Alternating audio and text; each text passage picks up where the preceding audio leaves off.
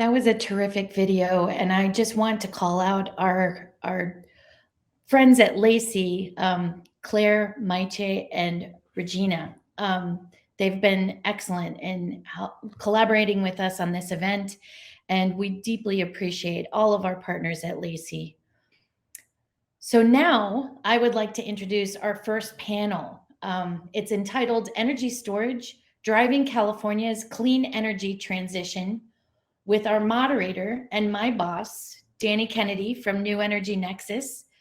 I'd like to invite Danny up to the stage and ask him to provide some brief framing remarks and then introduce our panelists. Danny, thank you so much for joining us today. It looks like you're out and about. Well, I'm just by a window. Sorry if the sunshine is too bright, but that's just California's blessing. And greetings to everyone. Really excited to be here today. So pleased to see how far Cal Testbed has come in such a short period of time. And this symposium is just a great credit to Tenley and Olivia and the team. And real thanks to Lacey for helping throw it. The Los Angeles Clean Tech Incubator is one of our key partners and sort of an exemplar of what New Energy Nexus wants to work with around the world. So this is a treat. But let me just, I should pause there and just make sure you're all hearing the news of the morning, kind of some new numbers that hadn't been released before that Tenley spoke to, and then David Hochschild, the chair of the CEC, that this experiment, the Cal Testbed program, was really a new idea and has some very innovative elements with the University of California, Office of the President involved intimately. This is a hugely successful experiment in its first year of commercializing new technologies in California. We've run through this first cohort, and as you saw the numbers, we've created over 100 new jobs.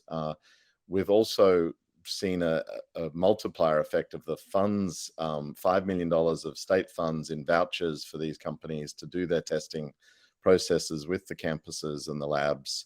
And they in turn have been able to raise follow-on funds in that same year, 20x that amount. I mean, there's very few acceleration exercises I know of around the globe that have that sort of multiplier in such a short period of time. And I'm sure it's a credit to the imprimatur and the support that is implied from the Cal Testbed program in some part, as well as obviously the brilliance of the entrepreneurs and their technologies. So I just want to really, give a big ups. You can clap, you can use the thumbs up, you can indicate your enthusiasm here on the platform. If we're in a live setting, I'd make you all stand up on your chairs and scream, because it's a big deal that we're running these tests and making them work, and now going to lean in and try and exploit this idea as part of this pipeline of energy innovation in California to help lead the world in climate solutions this decade, which is what we all know we have to do. And just to reiterate, Cal Testbed sort of sits in the middle of this pipeline. We have the Cal Seed program and all of the great cluster organizations like Lacey and Blue Tech Valley and Cyclotron Road and the others around the state that are funded by the CEC. And the Cal Seed Concept and Prototype Awards brings entrepreneurs up to a stage, TRL 5, where they can test and now go to TRL 6 and 7 with the support of the UC system through Cal Testbed. And then that pipeline leads to the ramp and bridge programs that David mentioned that the CEC also manages and has awarded many grants to many great entrepreneurs. And beyond that, a whole universe of venture capital and private equity and other support. And that's what we in New Energy Nexus do globally, trying to match entrepreneurs with human capital and financial capital. But there's no better place than California, and no one with more resources than California to do this, which is why we're winning the race on EVs. We're the #1 exporter, as you heard, by value in the country of electric vehicles. We're also the largest adopter per capita in the world. We're ahead of Norway, I believe, in EV adoption. And so we're driving the change. Which brings me to the topic of today's panel. I'll stop with my extolling the virtues of the team, other than to thank Tenley again and the whole crew for what they've done with Cal Testbed in such a short time, and the UC as well. But the topic of today's panel, my first panel of the day, is driving the clean energy transition here in California with energy storage. We've all sort of heard this story before, that batteries are the linchpin technology, the electricity market and the mobility markets, that all the products and services, when we electrify everything, are going to need some form of storage, whether it's a chemical battery or a kinetic storage technology. We at New Energy Nexus is sometimes perhaps guilty of the charge that we're too interested, and I make the word charge as a pun. We're too interested in lithium batteries because we're very involved with the Lithium Valley initiative that Chair Hochschild talked about in Southern California. So today we're talking about energy storage more broadly. We have a fantastic array of technologies, but they're not all of the technologies in Cal Testbed doing energy storage. You would have seen from Tenley's slides that more than half of cohort 2 are actually in energy storage. But we do have 4 great entrepreneurs here today to talk to their technologies. And the way this is going to roll is I'm going to bring each one up individually. They're going to do the little intro of themselves and their business and their technology, and then we're going to get into a discussion for the remainder of the hour. Before I do that, I just do want to speak to the elephant in the room, which is the very important matter of equity and diversity in our programming. Obviously, we have a manel here, and just want to call that out and acknowledge that, aware of that. I'm excited to say that this time next year, I won't need to do this opening panel as the sort of acting interim managing director of the California programs for New Energy Nexus, because we have a wonderful new leader coming in on January 1st. I'm not going to give it away, but she's in the audience. We haven't started or announced that yet, but I'm excited to bring that to bear in 2022. And as Tenley said, we're very intentional about equity into our programs. So through our solicitations, we seek more diverse candidates. Obviously, gender diversity is a challenge in the energy industry, and particularly probably in energy storage. But we want to lift up women and folk of all genders to the roles of leadership in these companies as we create the next generation of opportunity and wealth here in California. And so we'll be working hard to make this better and better every year. With that said, I want to call up Chris, Michael, and Jimmy one at a time, starting with our EH Group Technology, Christopher Brandon. Welcome to the stage. And I'm hoping Tenley's in the background and can help bring those folk on stage. Christopher, welcome. Danny, tell us about EH Tech. The first of the men. So delighted to be here, although I'm currently all the way in rather snowy Switzerland. But as a background to what we've been working on for the last 4 years, it's pretty focused on hydrogen. And so hydrogen hasn't been a hot topic. Well, it was 20 years ago, and it most recently is. But we got back into it 4 years ago. My business partner has been working on hydrogen pretty much since 2000. What we set out to do was to reduce the issues of cost and complexity in both fuel cells and actually, in addition now, on electrolyzer technology. So these are PEM fuel cell stacks. And so basically everything besides the catalyst has thus far been redesigned at a microstructure level. So what happens is the net result is that our stacks are about 1.5 times lighter and smaller than what's kind of the next best thing in the market. We get higher system efficiencies because of certain aspects of our stack technology. And importantly, our stacks scale up. So typically what happens with fuel cell stacks in particular is that after about 100 kilowatts, the performance drops. That's why you see on all these big trucks that are being developed in all sorts of states that above, they tend to have multiple stacks and multiple systems on board. We don't have that limitation, and our largest stack platform goes up to 250 kilowatts. In addition, this is designed for manufacturing, where at the moment to build a stack is about $1,000 a kilowatt, and to build a whole system is somewhere in the region of $2,000 a kilowatt. Now, because of our proprietary cell structure and actually proprietary assembly process, we're able to scale up very quickly and ramp up production, and literally even at low volumes get costs down by a factor of 2, and at larger scale to below $100 per kilowatt. So we're primarily focused on sort of heavy duty mobility, everything from sort of mining, trucking, maritime, etc. But in the context of the conversation we're having today, we're seeing very strong interest for larger systems. So literally starting at 250 kilowatts up to multi-megawatt containerized solutions for long-term energy backup, whether it's for data centers or for energy groups, etc. So I think that's a sort of segue into that.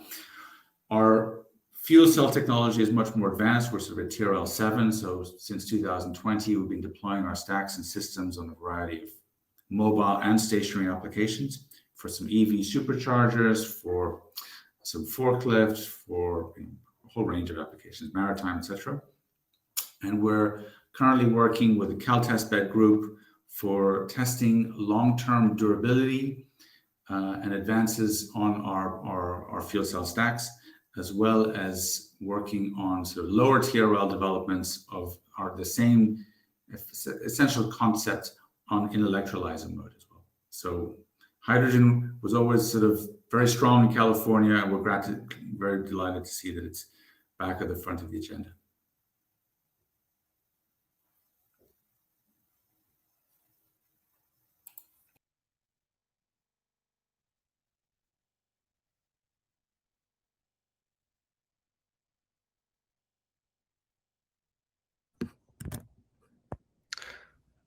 Hi there. Yeah, Chris Graves from New Energy. Thanks for having me, and thanks to Chairman Hochschild, Danny and Eric Stokes and the great CEC staff and Tenley and New Energy Nexus for all the amazing support over the years. I can tell you a little bit about New Energy. We're developing a new battery technology that provides very low cost and energy dense, long duration energy storage. This has the unique fundamental properties to enable 100% renewable energy. And we're aiming to size this at more than 100 hours storage capacity. And the intention there is to make intermittent solar and wind power available 24/7 year round. So we're targeting $10 per kilowatt hour capacity fully installed for microgrid up to grid applications. And the key to our low cost here is the use of the most earth abundant elements. We use carbon and oxygen as our storage media. This is unlike conventional batteries that store energy in relatively expensive metals. And besides our low cost from this earth abundance, this also means that the Noon battery is a highly sustainable solution using conflict-free elements and a local supply chain. So after a few years of academic research, Noon started at Cyclotron Road with the Activate Fellowship in 2018, and we were able to put scientific risk fully behind us for this new technology, and with support from the CEC, the DOE, and NSF, and a seed investment received just under a year ago, we're working very hard on de-risking key engineering and scale-up aspects. And in the CalTestBed program, we'll be doing third-party prototype component testing. So really looking forward to that. Thanks. Well, good morning or good afternoon to those of you around the world. This is Mike Burrs. I'm president and co-founder of NZinc. I'm speaking to you today from the Engineering Development Lab at the Richmond Field Station, operated by the University of California, Berkeley. And we do want to echo our thanks to Chairman Hochschild, Eric Stokes, everybody at the CSC, and the CalSeed team, Tenley, of course, Tenley Dahlstrom, all the fine folks at New Energy Nexus and Lacey for their amazing support over the years. And it goes without saying, without their support, we wouldn't have the opportunity to speak to you all today. Probably you gathered by our name that we're interested in zinc. The zinc battery that we're developing, we think is one of the best fits for California's stationary and mobility needs for today and in the future. This is technology that was developed by the United States Naval Research Laboratory. We participated with them in, and led the team to validate the technology through a U.S. Department of Energy ARPA-E award. And that then allowed us to move forward with licensing from the Navy. So we have the exclusive license to the technology for both mobile and stationary applications. Why zinc?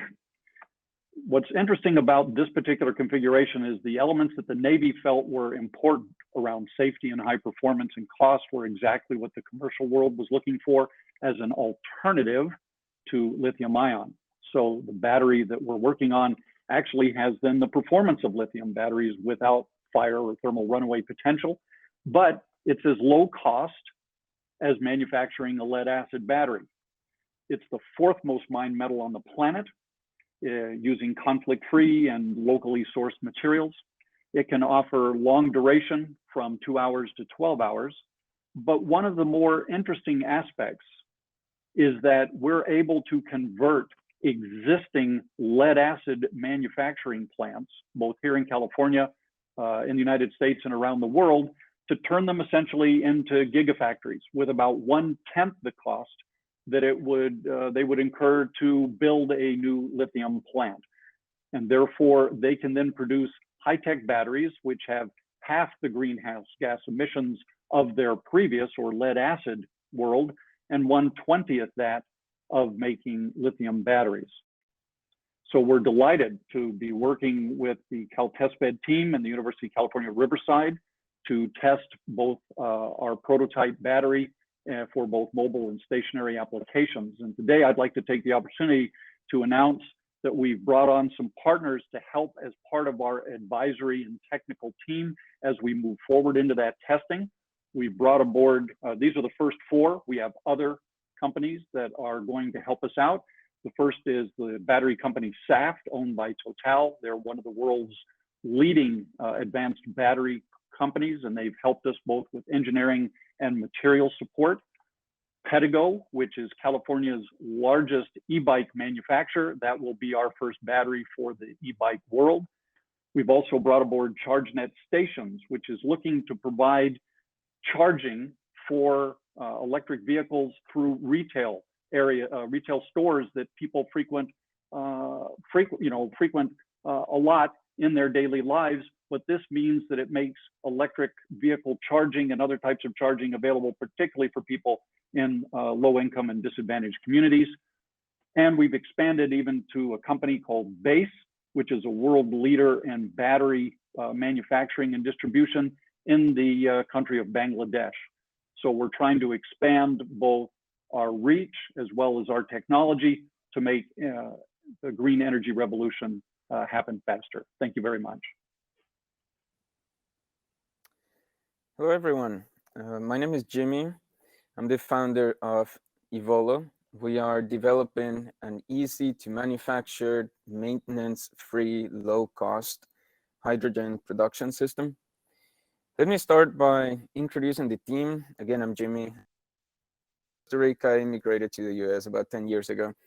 Got a couple of degrees at MIT where I co-developed the core IP for a pretty successful startup. They have raised over 80 million so far. Then I went to Stanford, got a couple of master's degrees and a PhD in hydrogen production and energy systems. I've worked a lot with clean tech VCs in the past 4 or 5 years. Then we have Scott. Scott was the CTO of Nuvera Fuel Cells. He brings decades of technology commercialization and stack manufacturing experience, as well as 270 plus patents granted in the hydrogen space. We also have Art, the former VP of hydrogen at Air Liquide and the head of chemistry at Linde, bringing over 4 decades of experience in the commercial hydrogen business. We have multiple scientists, engineers, technicians, including women. Not sure what happened in this slide, my apologies. Multiple women. I'm only showing one of them here, Garrett, the chairman of Next Hydrogen, public hydrogen company. He's part of our team. Arun Majumdar, founding director of ARPA-E, and a few other folks. We also have lots of other supporters. We recently announced about 2 months ago that we won a multi-million-dollar grant from Bill Gates, Breakthrough Energy. This is a very large, non-dilutive grant. We also won $500,000 from ARPA-E, and we have several experienced and renowned seed investors on board. Now back to technology, solving the quote-unquote hydrogen challenge, meaning low-cost green hydrogen at scale. It's like taking a step back in solving many problems at the same time, since hydrogen can be used in so many industries. The problem is that current electrolyzers are too expensive. Those are called PEMs. or complex. Those are called alkaline. And so the obvious solution is to make PEM electrolyzers cheaper, let's say by improving manufacturing processes. Alkaline electrolyzers perform better. And those are great solutions.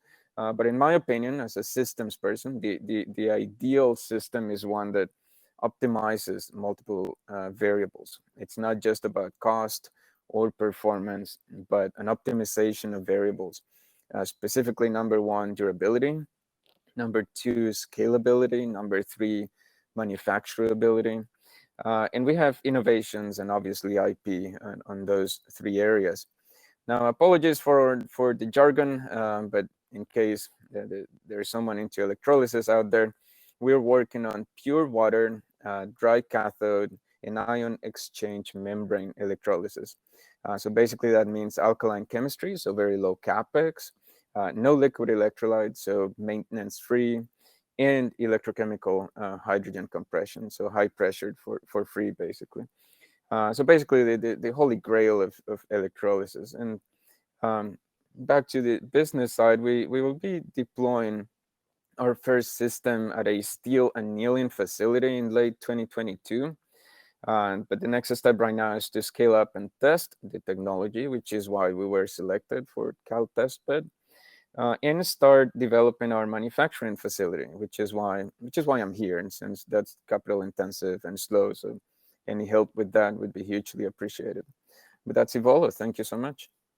Thank you so much. Thank you, Jimmy. Great to have you. Mike, Chris, and Chris, want to get you, I think, back up onto the stage if we can organize that. But for the audience out there listening, just to recap, we've got team at Evolo doing the Holy Grail on hydrogen. At the other end, the bookend to start, we've got another great hydrogen innovation out of Switzerland right now, but testing here in California. And then, two other chemistries, the zinc and the carbon-based batteries we heard about. So I want to get into a fulsome discussion. Do want to ask you gentlemen to make sure you tell us a little bit about the test beds you're working at and what the experience has been like, because we're trying to make this a learning experience for the next cohort, and on-ramping to your testing would be interesting to know about. But really also want to just have a full-throated discussion about energy storage. It is this, I guess it's been called the Swiss Army knife of the electricity and mobility sectors. The energy transition depends on it. I've also heard it described as bacon, goes with everything. So how do you see your markets emerging? Are the non-lithium batteries carbon-based, zinc-based?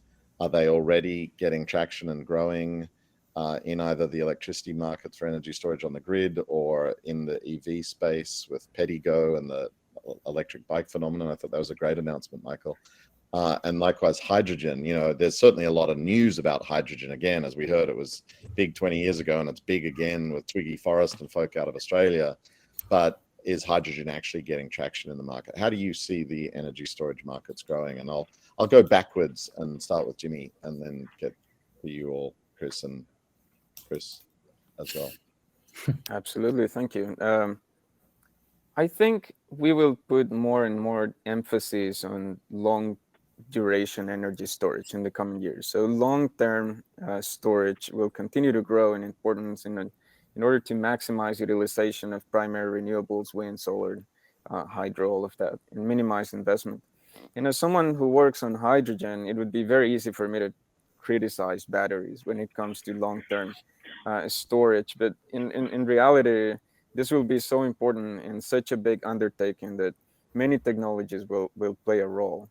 That being said, there are many challenges with current technologies, there is no doubt, which is why hydrogen has been proposed as an essential part of the long-term storage industry. Now, an insider view of all of this is the interest that we have received at Evolo for this application has been incredible.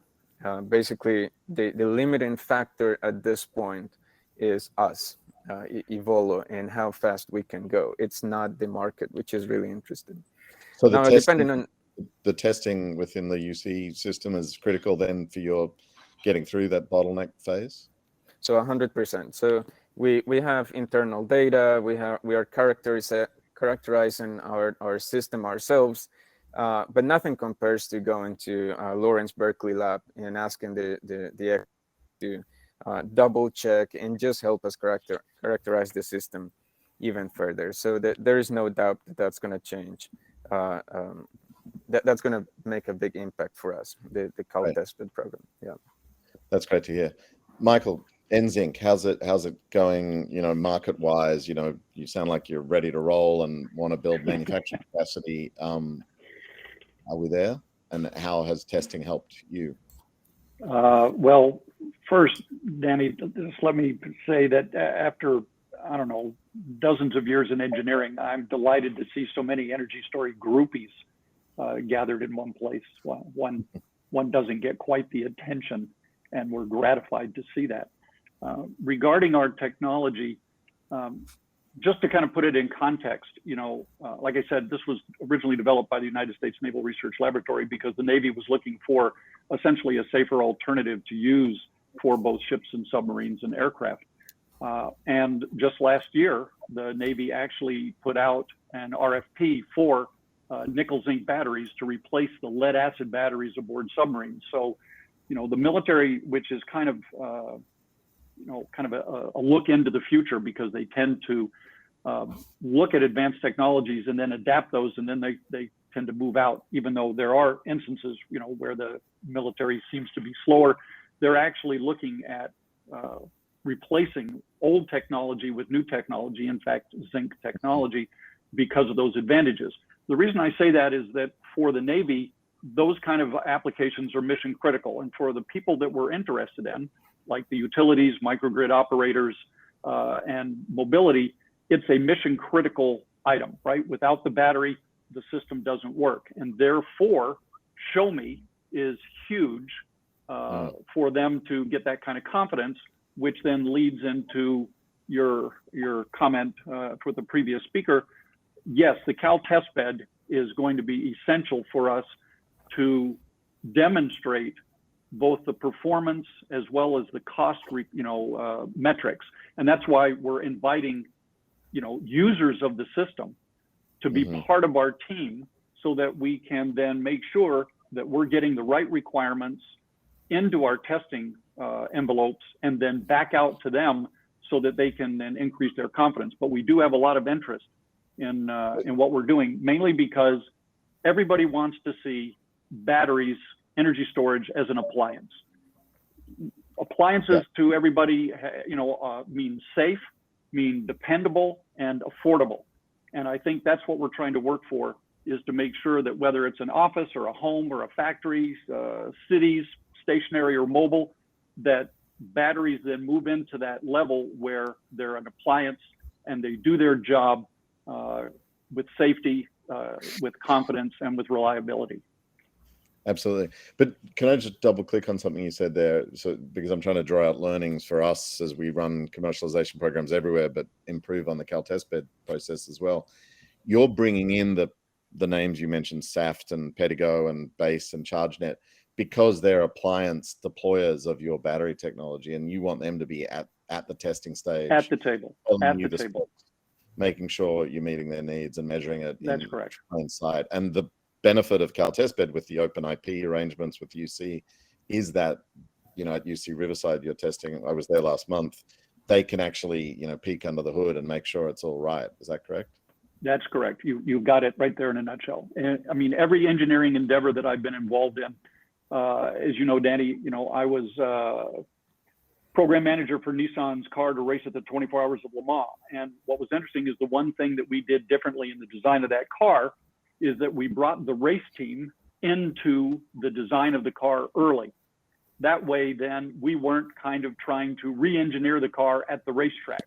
And we want to take that same philosophy. You bring the users in as soon as possible so that they have direct input into your testing protocols. Love it. Le Mans at UC Riverside. This is awesome. All right, Chris Graves, over to you and Noon Energy. Really exciting to think about carbon, this abundant earth element, as our battery solution for long duration storage. How's the market looking to you? Because aren't you getting a bit boxed out by all these 4-hour stacks of lithium-ion batteries around the grid? Yeah, thanks, Danny. We are more than a year away from product launch, but it's very nice to see that the specs that the Nunes technology offers are gaining major traction anyway. Happy to see the big attention that long duration energy storage is getting. So there's plenty of lithium-ion batteries out there, like you mentioned. I can talk about what I think it's going to look like in the future. And I think that's probably a good chance to kind of emphasize something you mentioned, in terms of the overall role of energy storage. It's not going to have a supporting role. I think I probably don't need to convince people here, but that is something that we end up having to convince people in general. It's not going to be a bit player. It's going to have a leading role because solar and wind power are now commodities, especially solar, and energy storage is the critical link between those and the demand, right? Coming back to the short versus long duration, our analysis and those by others, in order to achieve this transition to 100% renewables, we see that long duration with more than about 8-hour capacity, we're going for quite longer than that, of course, will make up the vast majority of stationary storage capacity in the long term, microgrid and grid applications, with this sort of sub 8-hour capacity being a minority. So that's basically why we're focused on this long duration storage, in order to balance 100% renewables. And just for the, my edification, we're talking about carbon sourced how to, describe the full circular economy potential of this. Yeah, it's great. We didn't get into the details here, but the way it stores energy is by splitting CO2, carbon dioxide, into solid carbon and oxygen, and then reverse that reaction for discharge. So our storage medium actually is CO2. That's what we start with. So we don't really emphasize this, but it is a carbon negative battery chemistry. In terms of supply chain and availability, obviously CO2 is quite available and low cost, and that was part of my point earlier. So and it's not just to clarify, also make sure people understand, it's not an open system where we have a net intake of CO2 and produce chemicals. It's something we've worked on in the past, something we could go back to, but it is a closed system like a regular battery, just has this unusually low cost chemistry going on inside of it. We're using the carbon dioxide we're trying to get rid of in order to store the energy we're producing with solar and doing that in abundance. Awesome. We'll come back. I want to find out more about your product plans in a year or so and where you're at in the manufacturing thinking. We'll come back to Michael about that as well. But first to the other Chris Brandon from Switzerland. ETH, the fuel cell technology, it sounds amazing. You've re-engineered every bit and part to make them lighter, better, smarter, cheaper. Where are the applications? What's your market traction? So interesting enough, when we first started, the market traction was all in forklifts, led by the likes of Plug Power and so on. But very rapidly, we're seeing it's not so much the market areas, it's the market size. So the key is larger, in a nutshell. So our largest stack platform goes to 250 kilowatts, and frankly, we're getting like 8 out of 10 inquiries are for that size.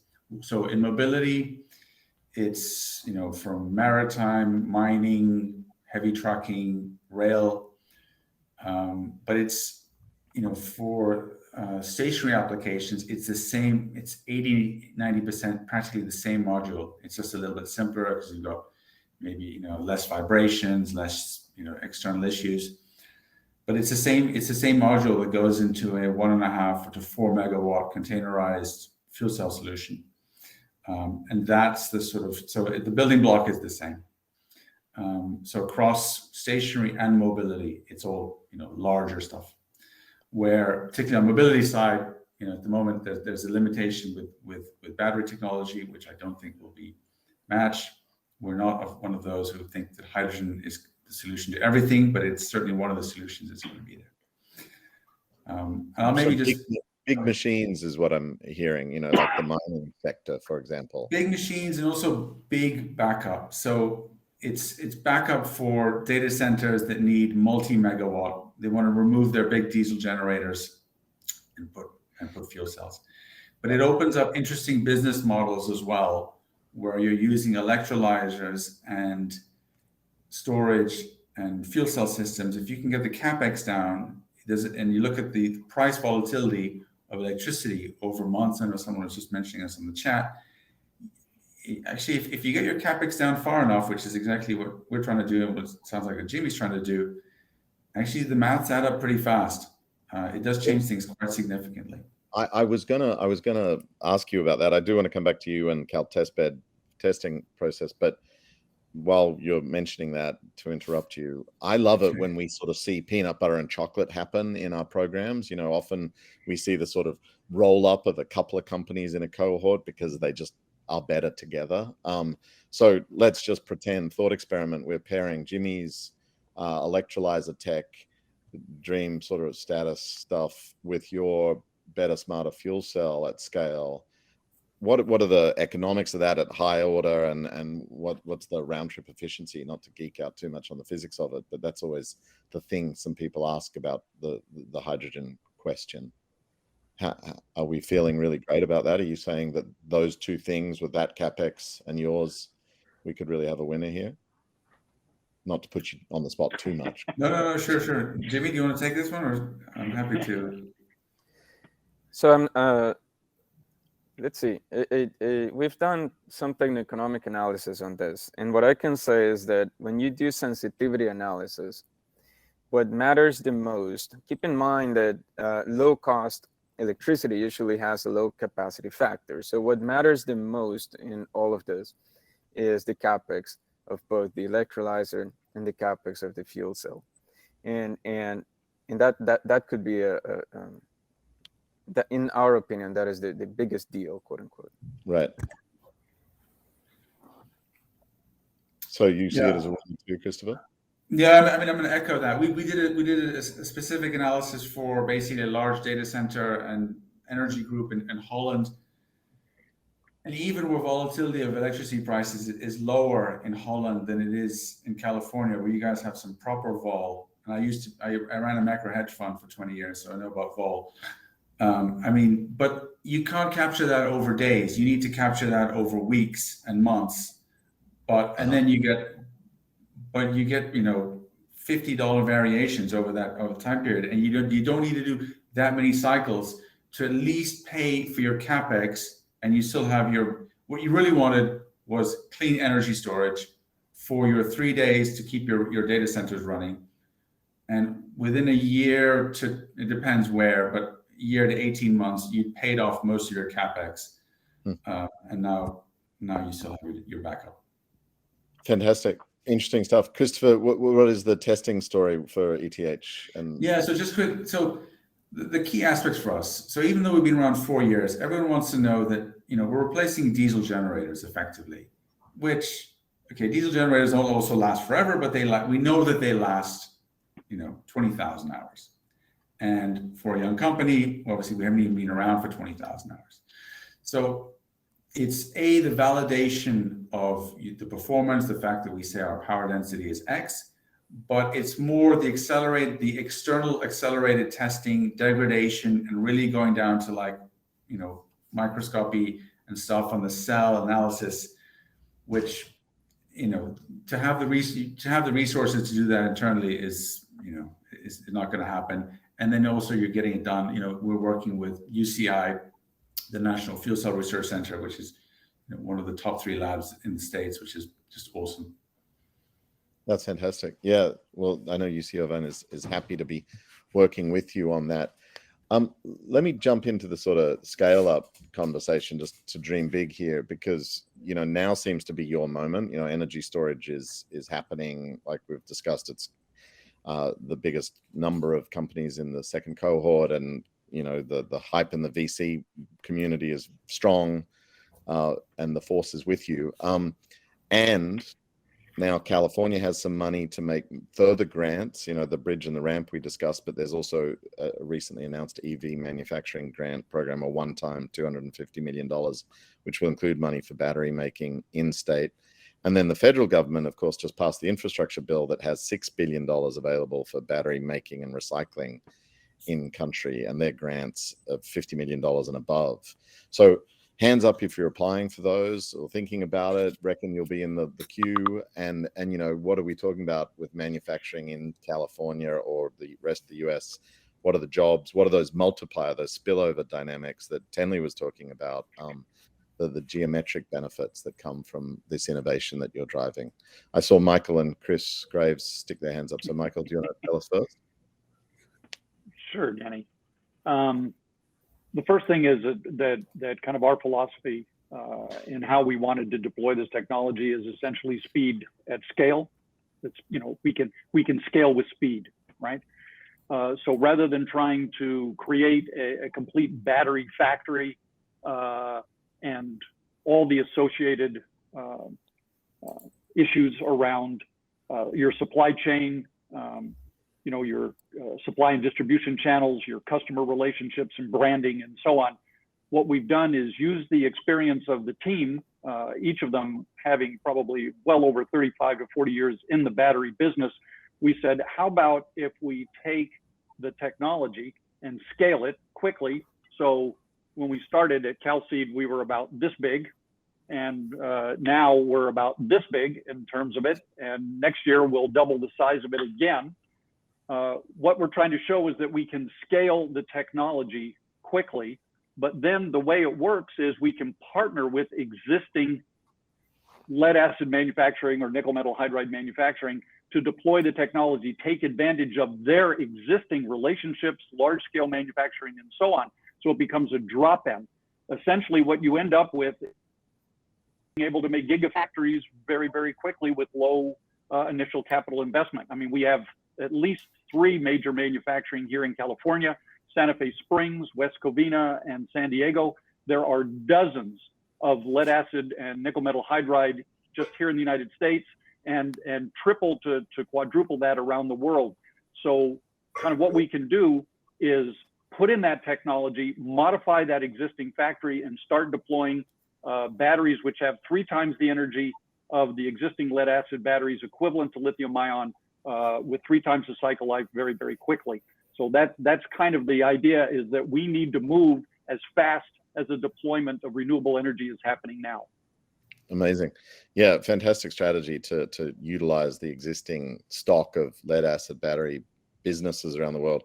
Just one obvious question for you, Michael, because I know people might be thinking it as I am in the back of my head, is lead acid's had a bad rep over the decades for toxics and other issues. I know a lot of that has improved, and in fact, lead acid has a remarkable recapture rate and recycling phenomenon globally these days, but nonetheless, there were events in Los Angeles and elsewhere we should be cautious of. Is this a better, cleaner process in the 21st century as you drop in? Absolutely.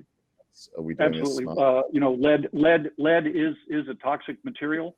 Last August, the United Nations released a report that said 1 out of 3 children in the world has lead poisoning due to improperly recycled lead acid batteries. The recycling in the United States and the EU, the developed countries, is remarkable, right? It's like well over 95%. But where the growth is coming in, you know, the rest of the world, in Asia and Africa and India, which use lead acid batteries as primarily, the recycling is not that great. So you're absolutely right. By replacing that manufacturing process using lead with non-toxic materials, we can get rid of that issue. And they're completely recyclable, which means we can even use the recycling facilities that already exist for lead acid batteries. Awesome. So you got a more energy dense, better product without the toxics issues, and that's correct. With lithium ion. Right. Amazing. And you know, retooling these existing industries as part of the just transition to meet the speed and scale of the energy transition California's driving with renewables is great matching of our energy goals here in California with your capabilities. So absolutely. We'll keep eyes on this prize. Chris Graves over at Noon, what's your thoughts about scale up and next phase? Yeah, it's actually pretty interesting. We have a little bit similar opportunity as Michael and Zinc in terms of using existing manufacturing capacity, but actually kind of the reverse. Instead of us dropping in, our main component can come from suppliers and sort of drop into us being the assembler, with sort of adding our secret sauce or making one modification to the core component there. So kind of a little bit similar. How does that work? That was a bit mysterious. Yeah. I mean, the idea is that we would have a pretty lean path to the first product, at least, using many off-the-shelf industrialized components as possible, including that core component. There's another industry that we can kind of lean on, and like I said, upstream modification or adding our secret sauce. I can't get into the details there, but that's our idea anyway, and we think it will work out. How much that becomes a sort of partnership or a buyer-supplier relationship is still to be seen, but we're working with some of those partners right now. The second generation product will be more, custom components off the shelf. Not off the shelf, in order to sort of optimize things. But yeah, and then coming to the bridge and ramp and so on, we just started the bridge grant, so that's wonderful, and we'd be very happy to look into ramp when the time comes, and other financial support in terms of the manufacturing grants, awards, and loan guarantees and tax benefits and so on. All that stuff would be highly valuable for us. Great. And we at New Energy Nexus will continue to try to match entrepreneurs with these amazing resources. The moment is now with the federal infrastructure bill and interest in this space and supply chain, so that America is resilient from shocks for electrification of everything. So yeah, we'll keep you posted. Jimmy, how are you thinking about beyond the testing stages and proving this out, and when your electrolyzers are being mass manufactured? For us, it's all about manufacturing. So in other words, there are wonderful SBIRs out there for technology development, so at the university or lab scale, and then wonderful grants for testing or programs for testing and characterization like CalTestBed, which is also wonderful. But when it comes to manufacturing, no one has ever put together a gigafactory for electrolyzers. Of course, I know what people might be thinking: Plug Power, all of these companies, ITM Power. But we're not there yet. And so the idea is, well, once companies make it to that point, they can use private equity, they can use VC money to start scaling up. But in reality, there are many uncertainties that we still need to address. And so that is the part that we see as key moving forward. And some help, obviously, from government would be ideal.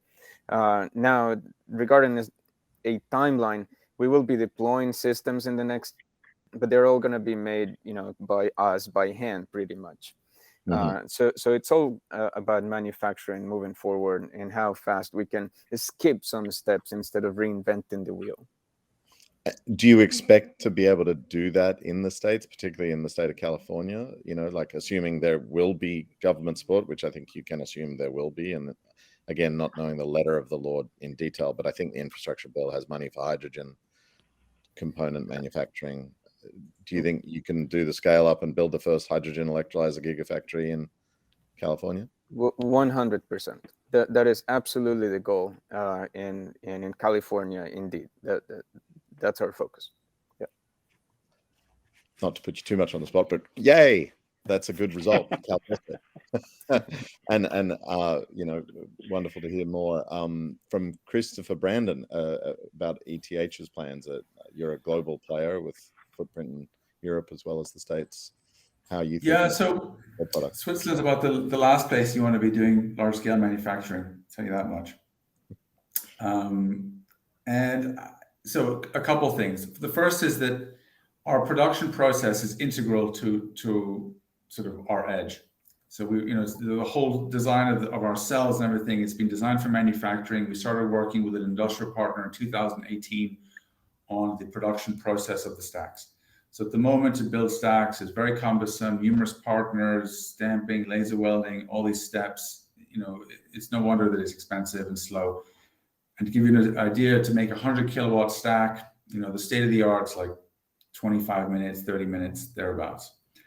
In our case, you've got rolls of metals on one and carbon and stuff on one end, and it'll spit out a stack in 5 to 8 minutes, fully assembled, quality checked, and so on. So where we are on that pathway is the whole machinery will be ready by middle of next year. And then, so our Series A is all about building out the production team, facilities, and so on. So it starts in Switzerland, but the other big trend that's obviously happening is localization. We've had support from California. California has always been at the forefront of hydrogen technologies, even maybe before it should have, but it's there. And we want to be able to create a local supply chain and replicate that in the US. I think that the business model of building these in Switzerland and then shipping them over, or even globally, it doesn't work that way anymore. And so we're very much focused on seeing how we can actually develop the full supply chain in California and the production process itself.